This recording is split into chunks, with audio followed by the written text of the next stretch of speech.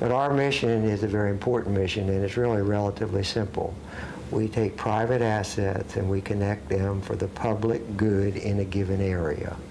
And our idea is to enhance human services and enhance the quality of life for those in our 5-county area, which is Dorchester, Talbot, Caroline, Kent, and Queen Anne's County.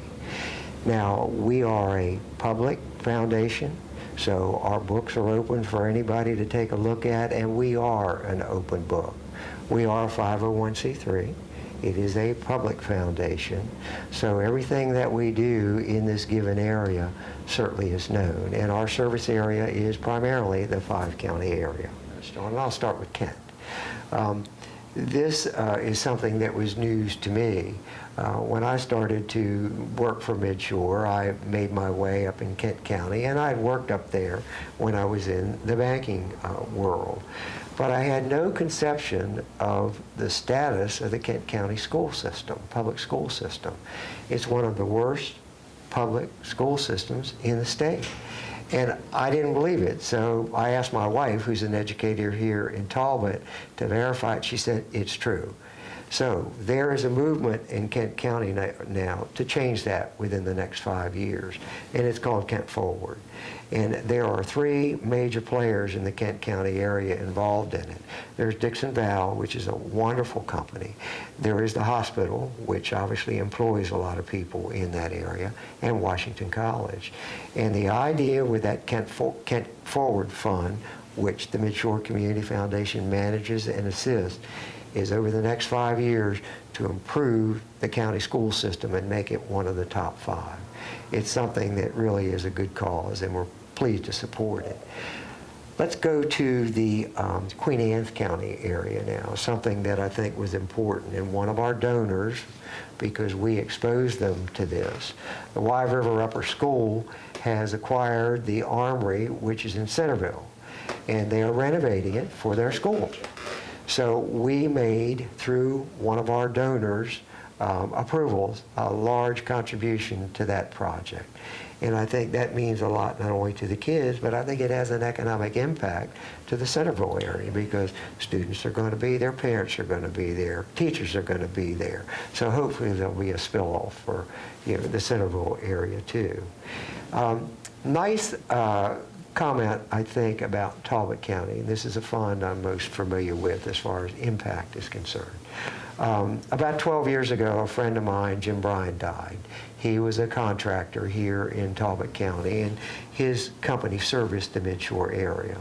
So about 8 of us got together, and we established here at Midshore Community Foundation the J.M. Bryan Fund. So the originators are no longer involved in it. The next generation is involved in it now.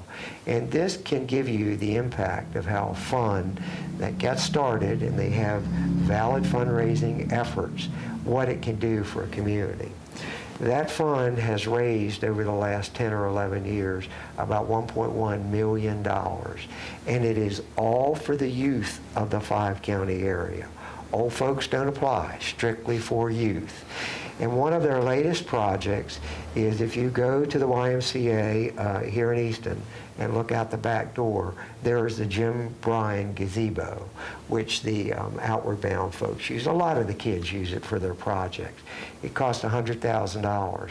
That J.M. Bryan Fund funded that gazebo, as well as they funded ball fields and athletic teams throughout the 5-county area.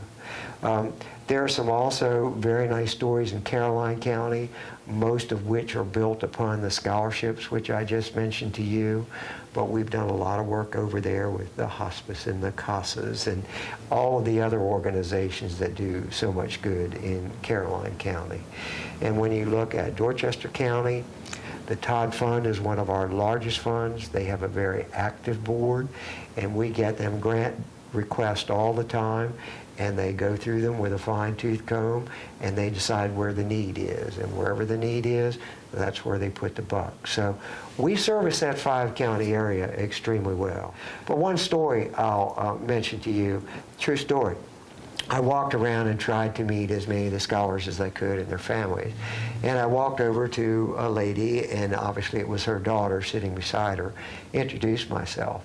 And the mother looked up at me with almost tears in her eyes, and she said, "Do you have any idea what this scholarship is going to do for my daughter?" I said, "No, I don't." She said, "Well," she said, "number one, I'm a single parent. I work part-time. I can't help my daughter much with her funding for college.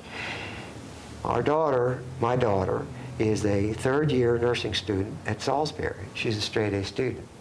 Last year she worked 2 jobs and made too much money, and a lot of her financial aid was taken away from her. And the scholarship will let her complete her education."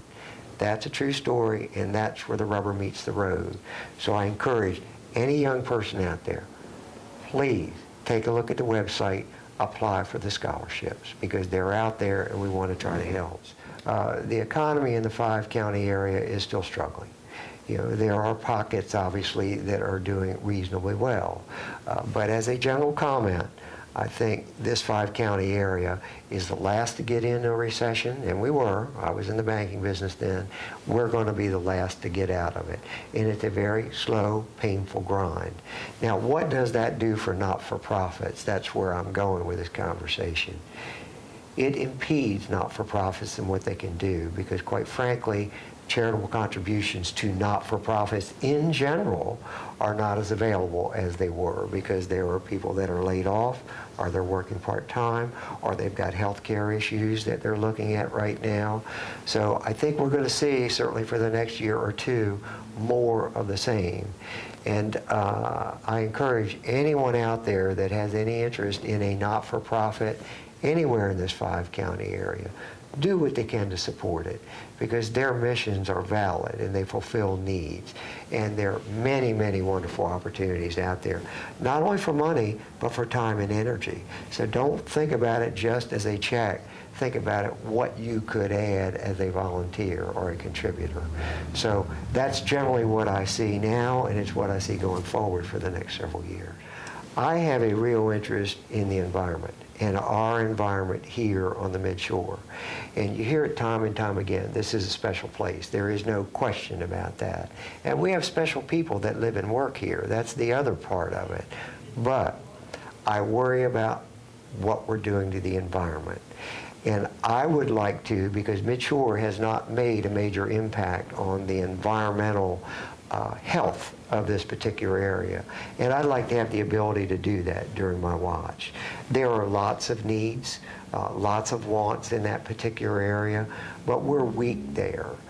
Certainly I don't want to short-sight things that are important, because we have to feed those people in the Midshore area, which quite frankly, they don't have enough to eat, and there's a lot of that goes on. There's shelter that's needed in this Midshore area, because let's face it, when the economy is in the downturn as it is right now, there are folks that can't afford those basic needs. So I'm a real advocate of taking care of those basic needs too. But there are 2 things that are extremely important to me from a personal standpoint.